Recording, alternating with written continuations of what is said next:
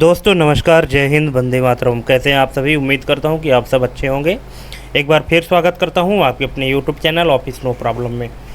दोस्तों जैसा कि आप लोगों ने थंबनेल में देखा है, यूपीएससी के द्वारा बहुत ही अच्छी वैकेंसी निकाली गई है। बहुत ही बम्पर भर्ती है और 151 रिक्तियाँ हैं उनके लिए। टोटल 22 पद हैं। 22 पद में टोटल 151 जो रिक्त स्थान है उनकी पूर्ति के लिए ये वैकेंसी निकाली गई है, जिसकी लास्ट डेट, जो फॉर्म भरने की लास्ट डेट है, जैसा कि आप लोगों ने थंबनेल में देखा है, 12 जून 2025 है। ठीक है, ये नोटिफिकेशन आप लोगों ने देखा, ये जैसा कि आप स्क्रीन में देख पा रहे हैं, टोटल 149 पेज का है। यहाँ पे आप देख सकते हैं ये पूरी डिटेल इंग्लिश में है, लेकिन आप टेंशन मत लीजिए, हम आपको पूरी डिटेल हिंदी में भी बताएंगे। और हाँ, और यहाँ पे मैं आपको बता देना चाहता हूँ कि यहाँ ये ऑल इंडिया लेवल की वैकेंसी है।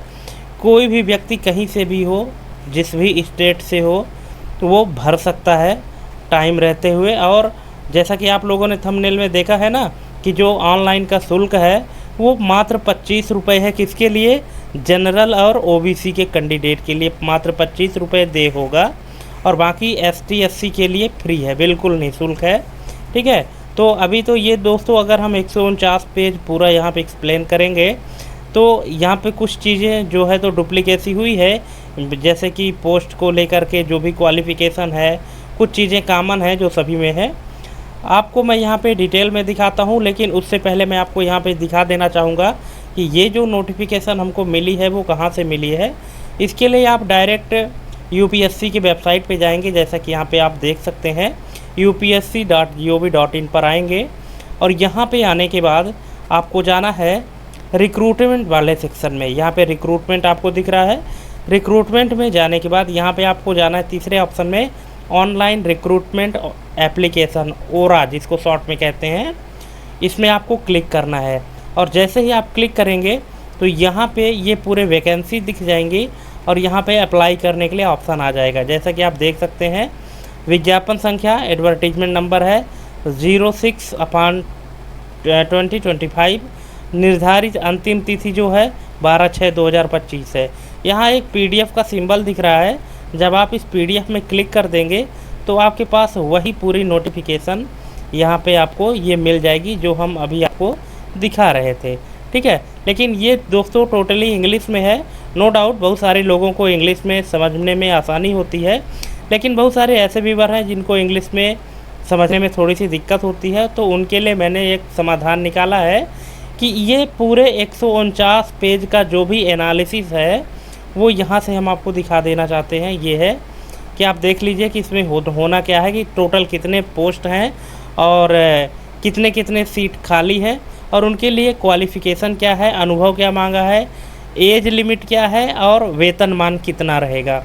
तो जैसा कि आप देख पा रहे हैं स्क्रीन में, पहला है लीगल ऑफिसर का है, जिसमें 2 पोस्ट खाली हैं। शैक्षणिक योग्यता में मांगा है LLM इंटरनेशनल लॉ। अनुभव 10 से 8 वर्ष का मांगा है, 10 वर्ष, और 8 वर्ष इंटरनेशनल लॉ का मांगा है।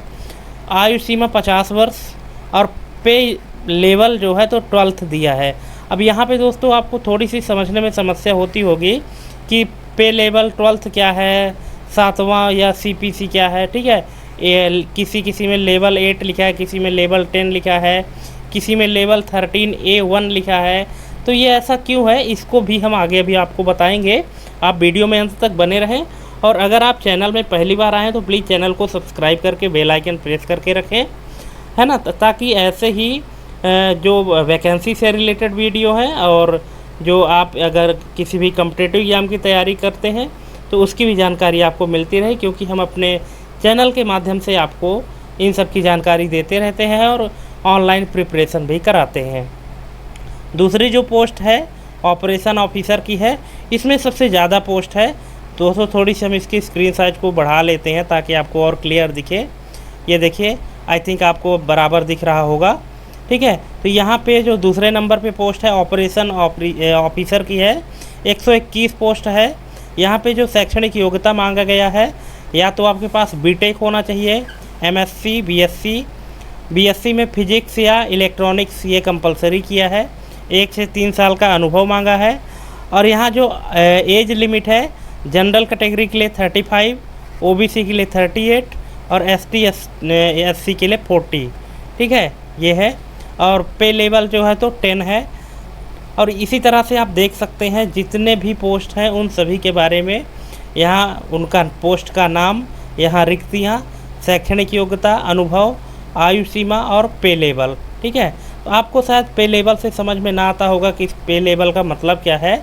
तो चलिए हम आपको यहाँ पे आपको दिखा देते हैं जो पे लेवल होता है क्या होता है। देखिए, वेतन लेवल का स्तर, अगर पे लेवल 7 है, इसका मतलब है कि उनकी जो प्रारंभिक वेतन होगी वो 44,900 रुपये से शुरू होकर के और अधिकतम कितनी जाएगी, 1,42,400 तक ये अधिकतम जाएगी। शुरुआत कितने से होगी, 44,900 से।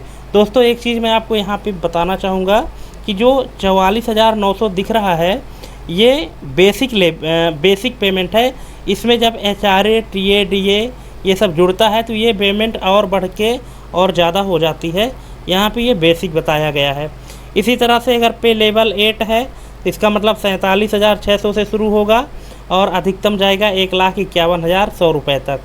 पे लेवल 10 का है 56,100 रुपये और अधिकतम जाएगा 1,77,500। पे लेवल 11 है 67,700 से शुरू होता है और 2,08,700 तक जाता है। इसी तरह से पे लेवल 12 है 78,800 से शुरू होगा, 2,09,200 तक जाएगा। और पे लेवल 13A1 अगर है तो इसका मतलब है कि 1,31,100 रुपये से शुरू होगा और 2,16,600 रुपये तक जाएगा। ठीक है, तो आई थिंक कि आपको अब समझ में आ गया होगा कि यहाँ पे जो पे लेवल लिखा गया है 7, 8, 10, 11, तो ये इनको कितना कितना मिलेगा। ठीक है, अब यहाँ पे कुछ पोस्ट ऐसे हैं जैसे कि यहाँ पे आप देख लीजिए, जिसकी जो योग्यता है अपने योग्यता अनुसार आप अपना यहाँ पे सिलेक्शन कर सकते हैं कि आपको किस में जाना चाहिए। यहाँ पे अनुभव नहीं मांगा है डेटा प्रोसेसिंग का जो है, तो डेटा प्रोसेसिंग असिस्टेंट के लिए यहाँ पे अनुभव नहीं मांगा है। जिनके पास भी MCA हो, बीटेक या तो CS से किया हो या IT से किया हो वो यहाँ पे अप्लाई कर सकता है।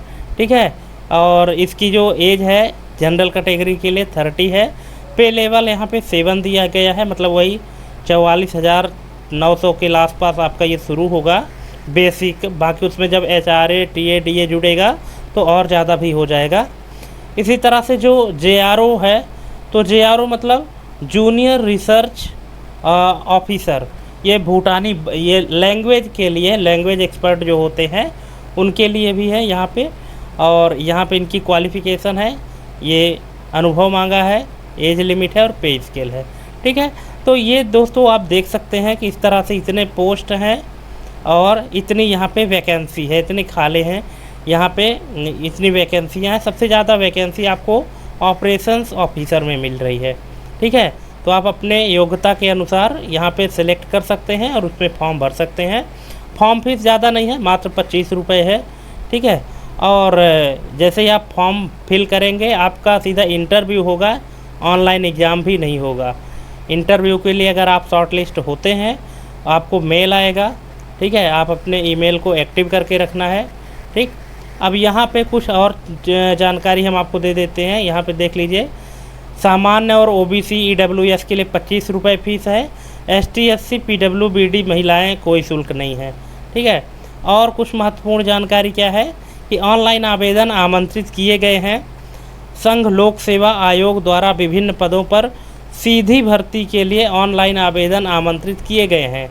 आवेदन केवल आयोग की आधिकारिक वेबसाइट ये है upsconline.gov.in/ORA है ना, ऑनलाइन रजिस्ट्रेशन एप्लीकेशन, तो यहाँ के इसके माध्यम से किए जा सकते हैं। आवेदन शुरू होने की जो तिथि है वो 24 मई 2025 से थी और ऑनलाइन आवेदन की अंतिम तिथि जो है वो 12 जून 2025 है, रात 11:59 तक। भरे हुए आवेदन पत्र का प्रिंट आउट लेना बहुत ज़रूरी है क्योंकि इसके बिना आप इंटरव्यू में नहीं बैठ पाएंगे।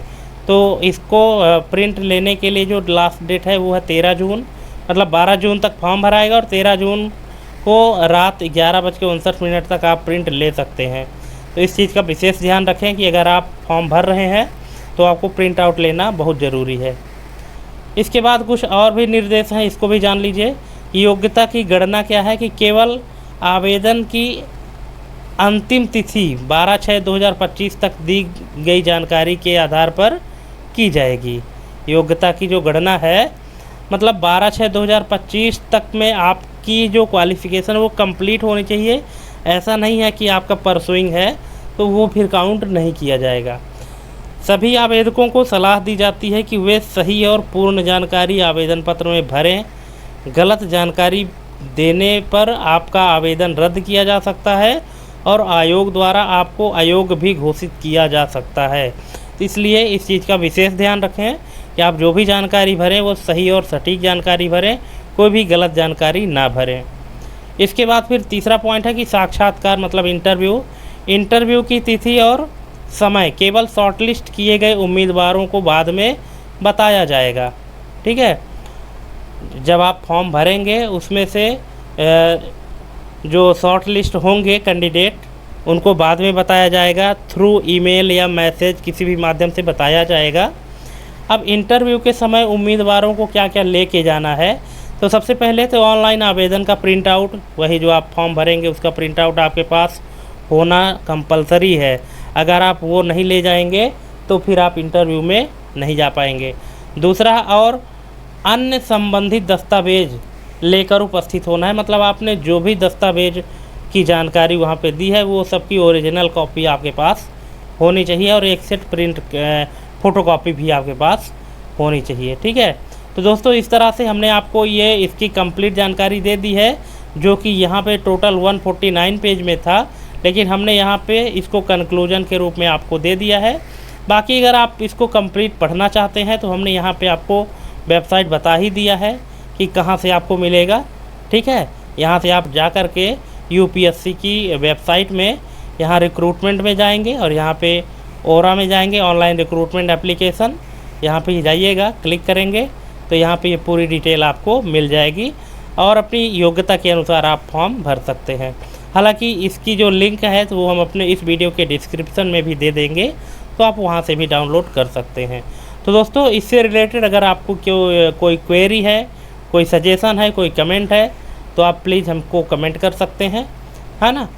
और आज के लिए बस इतना ही। जुड़े रहिए ऑफिस नो प्रॉब्लम के साथ ऐसे ही नॉलेजफुल वीडियो देखने के लिए और इसी तरह की वैकेंसी से संबंधित जानकारी प्राप्त करने के लिए। और ये वीडियो दोस्तों अपने दोस्तों के बीच में भी शेयर करें ताकि हो सकता है आप लोगों के माध्यम से और कई लोगों का भला हो सके। तो दोस्तों आज के लिए बस इतना ही। मिलते हैं अपने अगले वीडियो में एक नई जानकारी के साथ। तब तक के लिए जय हिंद, वंदे मातरम।